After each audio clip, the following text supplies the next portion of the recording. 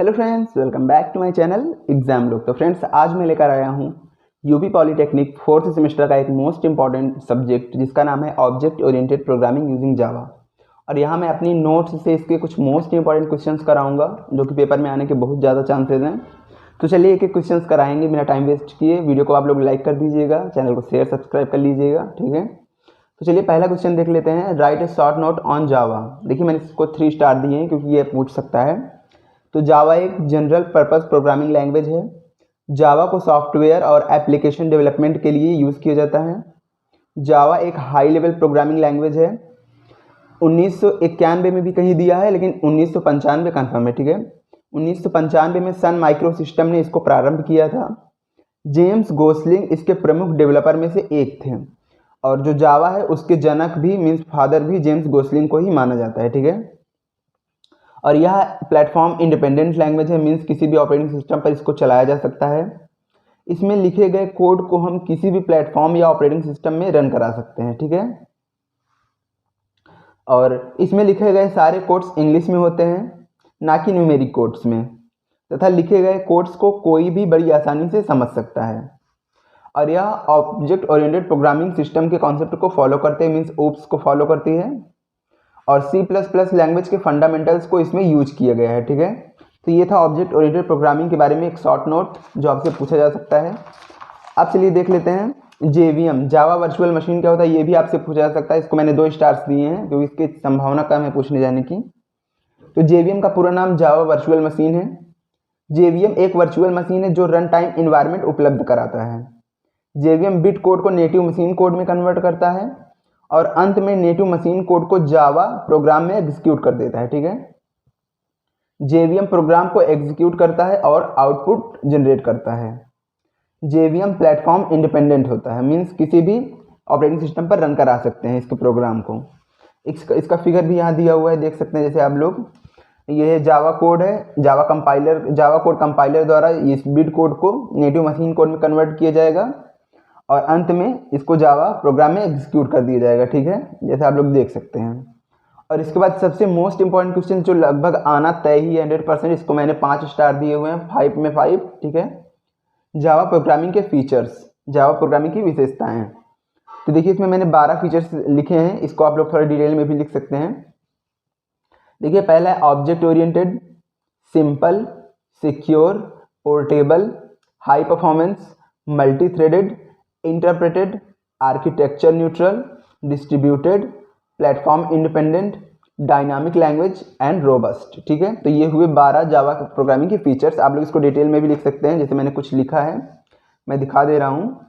देखिए सिक्योर में हम पढ़ते हैं, जावा सबसे अधिक सिक्योर है क्योंकि जावा प्रोग्राम जावा रन टाइम इन्वायरमेंट में रन होते हैं। जावा पब्लिक की इंक्रिप्शन का प्रयोग करता है तथा इंटरनेट में जावा के एप्लीकेशन सुरक्षित इंक्रिप्टेड रूप में एक्सेस होते हैं, ठीक है। एंड इसे ऑब्जेक्ट ओरिएंटेड पढ़ लेते हैं। जावा एक pure object oriented programming language है, अर्थात इसमें प्रोसीजर्स का प्रयोग नहीं किया जाता है बल्कि यह सिर्फ ऑब्जेक्ट्स पर आधारित होते हैं, ठीक है। तो ये थे इसकी फीचर्स। अब चलिए इसके बारे में कुछ और देख लेते हैं। ऑब्जेक्ट ओरिएंटेड प्रोग्रामिंग क्या होता है ये देख लेते हैं। प्रोसीजरल और ऑब्जेक्ट ओरिएंटेड प्रोग्रामिंग में आपको डिफरेंस पूछ सकता है। तो देखिए प्रोसीजरल पहले देख लेते हैं। इसमें प्रोग्राम्स को छोटे छोटे हिस्सों में तोड़ा जाता है जिसे फंक्शन कहा जाता है और इसमें डेटा को इंपॉर्टेंस ना देकर सीक्वेंस को इंपॉर्टेंस दी जाती है। यह टॉप डाउन अप्रोच का इस्तेमाल करती है। यह ओवरलोडिंग को सपोर्ट नहीं करता है और जैसे इसके एग्जांपल हो गए सी, वीबी, फोर्ट्रान, पास्कल, ये सभी किसके हो गए, प्रोसीजरल प्रोग्रामिंग के। अब चलिए देख लेते हैं ऑब्जेक्ट ओरिएंटेड प्रोग्रामिंग। इसमें प्रोग्राम को छोटे छोटे हिस्सों में तोड़ा जाता है जिन्हें ऑब्जेक्ट कहते हैं। यह हमें 3 access specifier public, private, protected प्रदान करती है। इसमें डेटा मेंबर फंक्शंस में मूव करता है। यह बॉटम अप अप्रोच का इस्तेमाल करती है। इसमें डेटा को इंपॉर्टेंस दी जाती है। यह डेटा एब्स्ट्रैक्शन का इस्तेमाल कर हाइडिंग कर सकता है, ठीक है।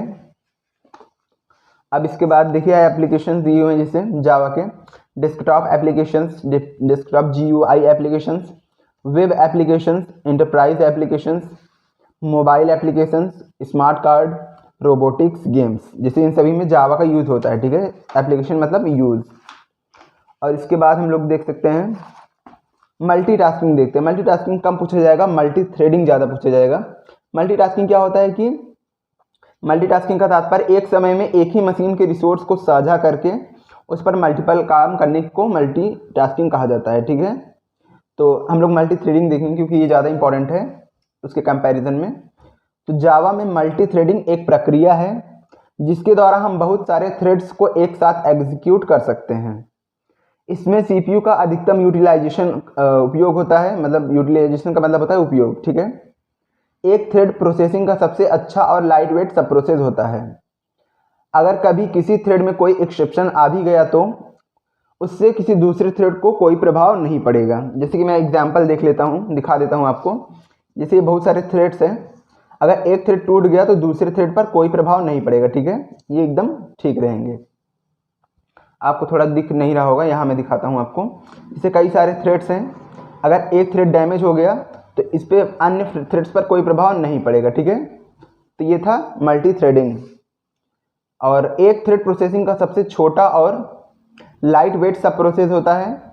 अगर कभी किसी थ्रेड में कोई एक्सेप्शन आ भी गया तो उससे दूसरे थ्रेड पर कोई प्रभाव नहीं पड़ता है। और मल्टी थ्रेडिंग का उपयोग मल्टीटास्किंग को प्राप्त करने के लिए किया जाता है और इसका उपयोग ज़्यादातर गेम्स से और एनिमेशन को क्रिएट करने में किया जाता है। ठीक है, अब देखिए ये मोस्ट इंपॉर्टेंट क्वेश्चंस हैं। एब्स्ट्रैक्शन क्या होता है? इंटरनल डिटेल्स को छिपाना और फंक्शनली दिखाना एब्स्ट्रैक्शन के रूप में जाना जाता है। जावा में हम एब्स्ट्रैक्ट क्लास और इंटरफेस का उपयोग एब्स्ट्रैक्शन प्राप्त करने के लिए करते हैं। ठीक है, इसके बाद इनकैप्सुलेशन। देखिए इनकैप्सुलेशन ऐसे होता है, जैसे कोई कैप्सूल होता है और इसमें कोड और डेटा, ठीक है, कोड और डेटा को बाइंडिंग करना क्या कहलाता है? इनकैप्सुलेशन। ठीक है, चलिए इसको हम समझते हैं। एक इकाई में कोड और डेटा को एक साथ बाइंड मीन्स या लपेटना इनकैप्सुलेशन के रूप में जाना जाता है। एक जावा क्लास इनकैप्सुलेशन का उदाहरण है। जावा बीन पूरी तरह से इनकैप्सुलेशन क्लास है क्योंकि यहाँ सभी डेटा मेंबर्स प्राइवेट हैं। ठीक है, जावा वर्चुअल मशीन तो मैंने आपको बता ही दिया। उसके बाद देखते हैं क्लास क्या होता है और ऑब्जेक्ट क्या होता है। ठीक है, क्लास एक यूज़र के द्वारा डिफाइन किया हुआ प्रोटोटाइप होता है जिसमें से ऑब्जेक्ट्स को क्रिएट किया जाता है।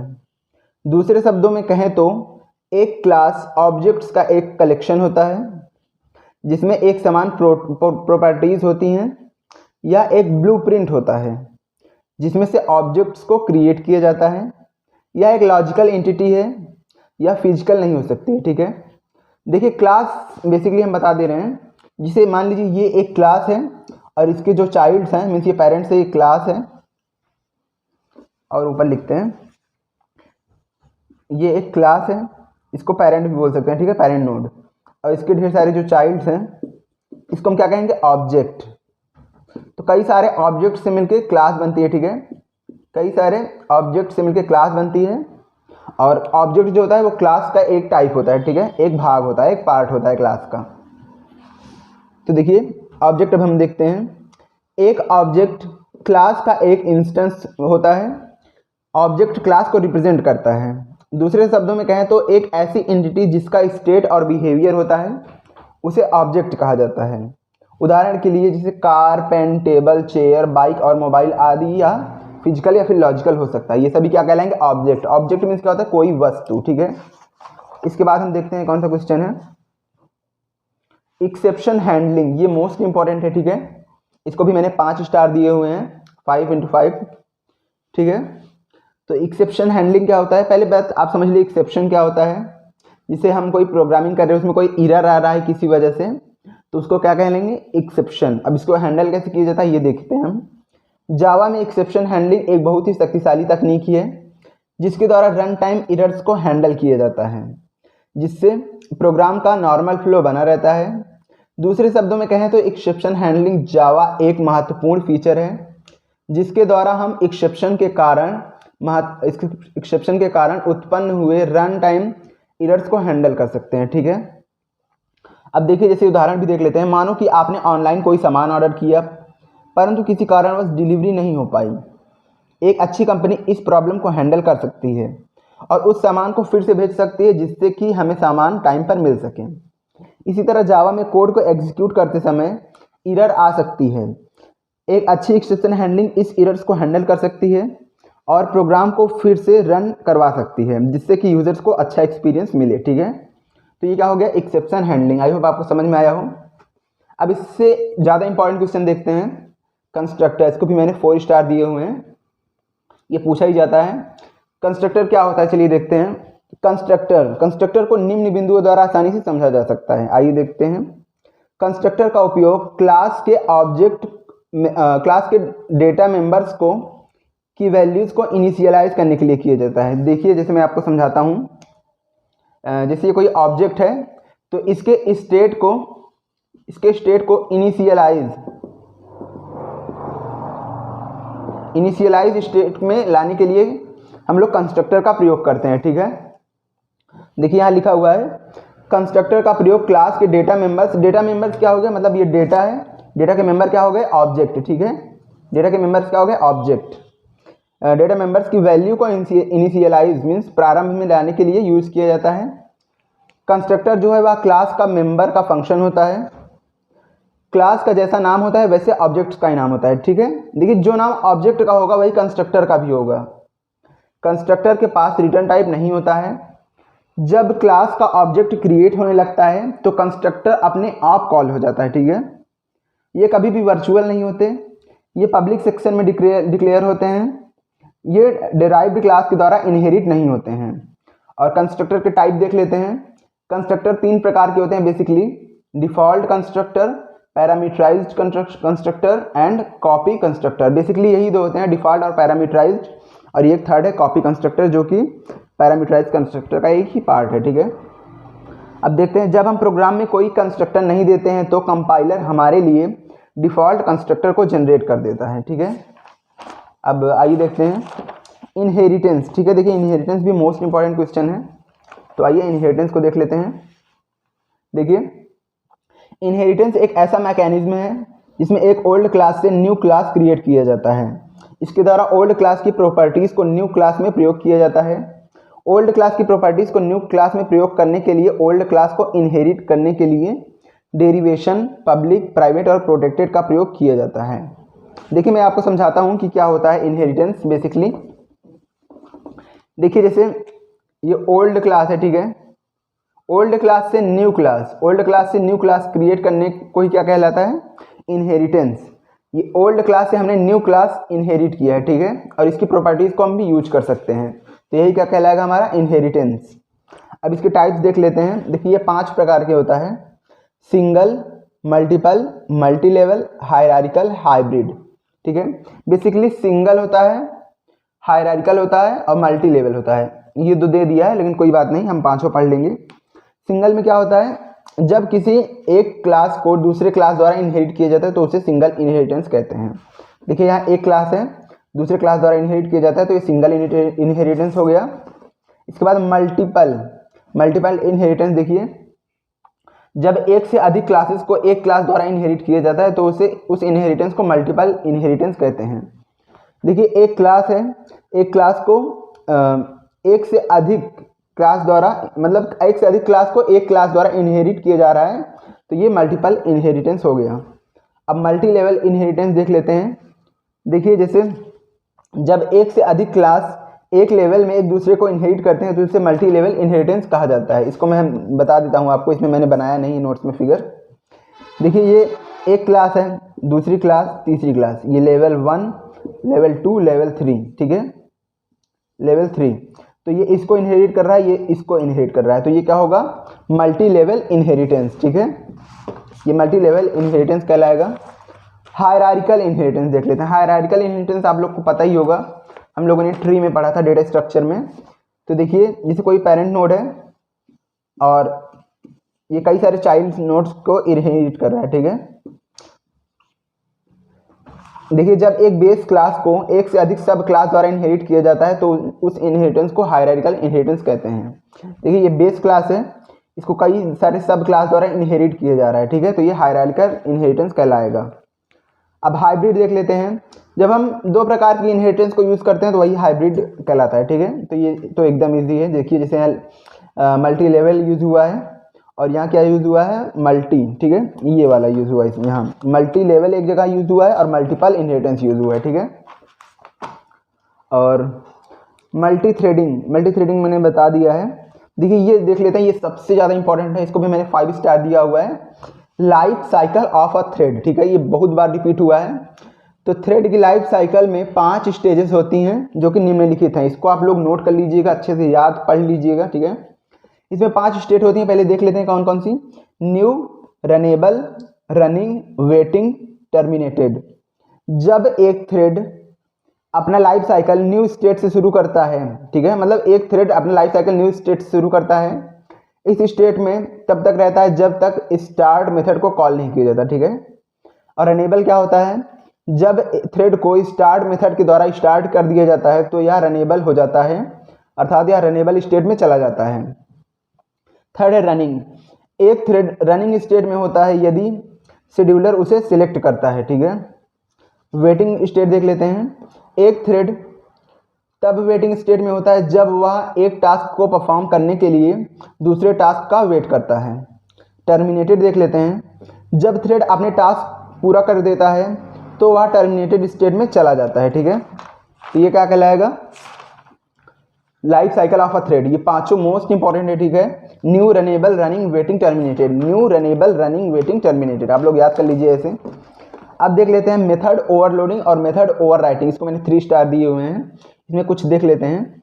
एक पैरामीटर डिफरेंट होना चाहिए परंतु नाम सेम होना चाहिए, ये मेथड ओवरलोडिंग है। इसमें नाम और पैरामीटर दोनों सेम होने चाहिए, ये मेथड ओवरराइडिंग है, ठीक है। या कंपाइल टाइम पॉलीमॉर्फिज्म है या रन टाइम पॉलीमॉर्फिज्म है। या कोड को रीड एबिलिटी यूज़ करता है, मतलब कि आप फिर से इसको पढ़ सकते हैं कोड को, या कोड की रीयूजेबिलिटी को बढ़ाता है, ठीक है। मतलब दोनों में कोड को दोबारा यूज कर सकते हैं। इसमें रिटर्न टाइप समान हो सकता है और नहीं भी, इसमें रिटर्न टाइप एक समान होना चाहिए। इसको आप लोग थोड़ा देख लीजिएगा, ठीक है। इजी है मेथड ओवरलोडिंग राइडिंग। एडवांटेज तो मैंने आपको बता ही दिए था। और उसके बाद देख लीजिए data types. Primitive data types 8 प्रकार के होते हैं। Boolean data types, character data types, integer data types, float data types, bit data types और means byte, short data types, long data types और डबल डेटा टाइप्स, ठीक है। अब देख लेते हैं while and do while loop with example. While loop में पहले कंडीशन चेक की जाती है और अगर कंडीशन ट्रू हो तभी लूप के अंदर लिखे गए स्टेटमेंट को एग्जीक्यूट किए जाते हैं। अगर कंडीशन पूरी नहीं होती है, मतलब फॉल्स होती है, तब कंट्रोल लूप से बाहर आ जाता है, क्योंकि वाइल लूप में शुरुआत से ही कंडीशन चेक की जाती है। इसलिए वाइल लूप को एंट्री कंट्रोल्ड लूप कहा जाता है, ठीक है। ये था वाइल लूप। अब चलिए देख लेते हैं do while loop. While loop और डू वाइल लूप दोनों लूप समान होते हैं, लेकिन डू वाइल लूप में पहले स्टेटमेंट एग्जीक्यूट किए जाते हैं और बाद में कंडीशन चेक की जाती है। देखिए वाइल लूप में पहले कंडीशन चेक की जाती थी फिर एग्जीक्यूट किया जाता था, लेकिन यहाँ पहले एग्जीक्यूट कर दिया जाता है फिर कंडीशन चेक की जाती है। मतलब अगर कंडीशन ट्रू हो या फॉल्स हो, इसके लिए लूप के डू पार्ट में लिखे गए स्टेटमेंट के एग्जीक्यूशन पर कोई असर नहीं पड़ता, क्योंकि डू वाइल लूप में कंडीशन अंत में चेक की जाती है। इस कारण इस लूप को एग्जिट कंट्रोल लूप कहा जाता है। अब देखिए फ्लो चार्ट भी देख लेते हैं। यह है डू वाइल लूप और यह है वाइल लूप, यह है डू वाइल लूप, ठीक है। और चलिए इसके बाद देखते हैं कौन सा पॉलीमॉर्फिज्म। इसको भी मैंने 4 स्टार दिए हैं, ये तो पूछा ही जाएगा। चलिए इसको भी देख लेते हैं। पॉलीमॉर्फिज्म ग्रीक भाषा से लिया गया शब्द है, जिसमें पॉली का अर्थ है मैनी और मॉर्फिज्म का अर्थ है फॉर्म्स। तो पॉलीमॉर्फिज्म का अर्थ हुआ मैनी फॉर्म्स। पॉलीमॉर्फिज्म एक ऐसा कॉन्सेप्ट है जिसमें हर एक ही काम को 2 भिन्न तरीकों से कर सकते हैं। पॉली मतलब क्या होता है, बहुत से। मॉर्फिज्म मतलब तकनीकी द्वारा, मतलब बहुत सी तकनीकी द्वारा एक ही काम को कई तरीके से कर सकते हैं, मैनी फॉर्म्स द्वारा, ठीक है। जावा में पॉलीमॉर्फिज्म 2 तरीके से हो सकते हैं, ठीक है, जो निम्न है। कंपाइल टाइम पॉलीमॉर्फिज्म, इसको स्टैटिक पॉलीमॉर्फिज्म भी बोलते हैं। एक होता है रन टाइम पॉलीमॉर्फिज्म, इसको बोलते हैं डायनामिक पॉलीमॉर्फिज्म, ठीक है। इसको भी आप लोग थोड़ा देख लीजिएगा, मैं भी पढ़ के बता दे रहा हूँ। कंपाइल टाइम पॉलीमॉर्फिज्म को हम मेथड ओवरलोडिंग या अर्ली बाइंडिंग भी कहते हैं। इस पॉलीमॉर्फिज्म का अर्थ है कि हम एक समान नाम के मेथड्स को डिफरेंट सिग्नेचर्स के साथ डिक्लेयर करते हैं, क्योंकि हम अलग अलग टास्क को एक ही मेथड नेम के साथ परफॉर्म कर सकते हैं। रन टाइम पॉलीमॉर्फिज्म एक प्रकार के पॉलीमॉर्फिज्म को लेट बाइंडिंग या डायनेमिक बाइंडिंग या मेथड ओवरराइडिंग कहते हैं। ये था रन टाइम पॉलीमॉर्फिज्म। यहाँ एक फिगर भी बना है, आप लोग देख सकते हैं। और इसके बाद चलिए हम लोग देख लेते हैं वेरिएबल टू टाइप्स के होते हैं, लोकल ग्लोबल। ठीक है, अगर मेन फंक्शन के हम लोग अंदर डिक्लेयर करें तो वो लोकल हो जाएगा, मेन फंक्शन के बाहर डिक्लेयर करें तो वो क्या हो जाएगा, ग्लोबल हो जाएगा। ठीक है, प्रोग्राम को। ठीक है, एक्सेस मॉडिफायर देख लेते हैं, इसको मैंने 2 स्टार दिया पर पढ़ लेते हैं। जावा में एक्सेस मॉडिफायर्स की कीवर्ड होते हैं जो कि क्लास, कंस्ट्रक्टर, वेरिएबल, मेथड या डेटा मेंबर्स की एक्सेसिबिलिटी को सेट करते हैं। हम एक्सेस मॉडिफायर का उपयोग करके इन एक्सेस लेवल को बदल सकते हैं।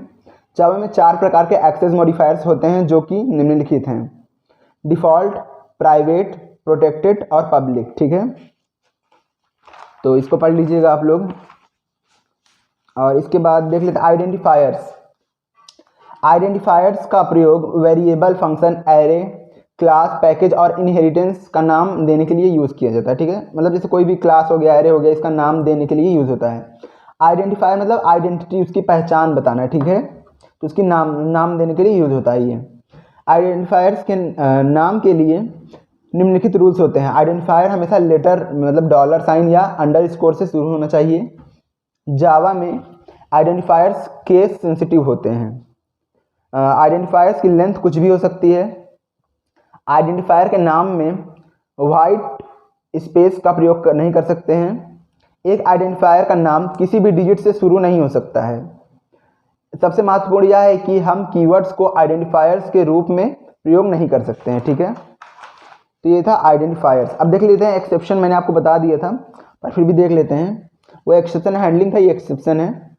जावा में एक एक्सेप्शन एक इवेंट है जो कि प्रोग्राम के नॉर्मल फ्लो को डिस्टर्ब कर देता है। जैसे प्रोग्राम अपने नॉर्मल फ्लो में प्रोग्राम एग्जीक्यूट हो रहा है तो ये नॉर्मल फ्लो को डिस्टर्ब कर रहा है। ठीक है, तो ये क्या कहलाएगा, एक्सेप्शन, अपवाद, डिस्टर्ब कर देता है। यह एक ऑब्जेक्ट होता है जिसे रन टाइम में थ्रो किया जाता है या प्रोग्राम के इंस्ट्रक्शंस के नॉर्मल फ्लो को रोक देता है। ठीक है, एक एक्सेप्शन अलग अलग कारणों से घटित हो सकता है। देखिए एक्सेप्शन के क्या क्या रीजंस हैं ये देख लेते हैं। यूजर ने इनवैलिड डेटा को एंटर किया हो, जिस फाइल को ओपन करना हो और वह फाइल मौजूद ना हो, इंटरनेट कनेक्शन लॉस्ट हो जाए या फिर जेवीएम के पास मेमोरी खत्म हो जाए, तो ये सब एक्सेप्शन के कारण है। ठीक है, और उसके बाद life cycle of a thread मैंने अभी बताया, इसकी स्टेट को याद कर लीजिएगा, new, runnable, running, waiting, terminated. ठीक है, और उसके बाद और कुछ देख लेते हैं। जेडीबीसी देख लेते हैं, ये मोस्ट इंपॉर्टेंट है।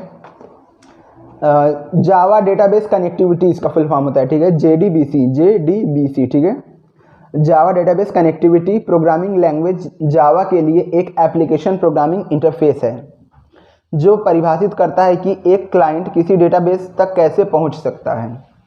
मतलब ये कनेक्टिविटी को बताता है। ठीक है, डेटाबेस कनेक्टिविटी को। यह एक Java based data access technology है जिसका उपयोग जावा डेटाबेस कनेक्टिविटी के लिए किया जाता है। यह ओरेकल कॉरपोरेशन की ओर से जावा स्टैंडर्ड एडिशन प्लेटफॉर्म का हिस्सा है।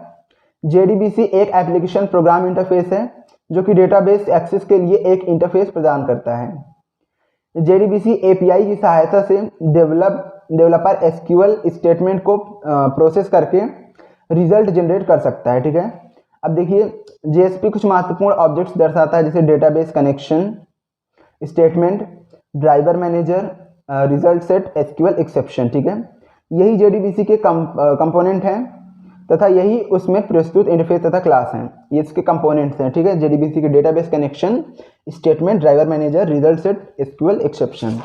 ठीक है, अब हम लास्ट क्वेश्चन देख लेते हैं, जेवीएम, जेआरई तथा जेडीके में अंतर। तो जेआरई क्या होता है पहले ये देख लेते हैं। जेआरई वह वातावरण है जिसके अंदर जावा वर्चुअल मशीन चलती है। जेआरई में डेवलपमेंट टूल्स के अलावा Java virtual machine, class, libraries, compiler और डिबगर जैसे टूल्स होते हैं, जिसका अर्थ है कि आप जेआरई में कोड चला सकते हैं लेकिन आप जेआरई में कोड को विकसित और कंपाइल नहीं कर सकते हैं। ठीक है, मतलब बेसिकली जेआरई वह वातावरण है जिसके अंदर जावा वर्चुअल मशीन चलती है। ठीक है, और इसके बाद जेवीएम देख लेते हैं। जेवीएम तो मैंने पढ़ाया था लेकिन इसमें कंपैरिजन में देखना है। तो जेवीएम क्लास, लाइब्रेरीज और जेआरई द्वारा प्रदान की गई फाइलों का उपयोग करके प्रोग्राम को रन कराता है। ठीक है, अब जेडीके देख लेते हैं। जेडीके में वह सब कुछ है जो जेआरई में उपलब्ध है। इसके साथ ही इसमें डेवलपमेंट टूल्स जैसे कंपाइलर, डिबगर इत्यादि भी उपलब्ध है। कुल मिलाकर जेडीके जेआरई का सुपरसेट है। ठीक है, तो ये था मेरे नोट्स का कुछ पार्ट, कुछ important question, most important question जो कि प्रीवियस कई बार रिपीटेड हुए हैं। तो अगर आप इतना भी पढ़ लेंगे तो आप आसानी से अच्छे नंबर से पास हो जाएंगे। ठीक है, तो कोशिश करिएगा आप लोग अच्छे से पढ़ के पास होने का। ठीक है, तो मैं उम्मीद करूंगा कि आपको ये क्लास अच्छा लगा हो। अगर आप क्लास अच्छा लगा हो तो क्लास को लाइक करें, शेयर करें, और अगर चैनल पे हमारे आप नए हैं तो हमारे चैनल एग्जाम लोग को सब्सक्राइब कर सकते हैं। तो जल्दी मिलेंगे नए क्लास में, तब तक के लिए जय हिंद, जय भारत। ठीक है।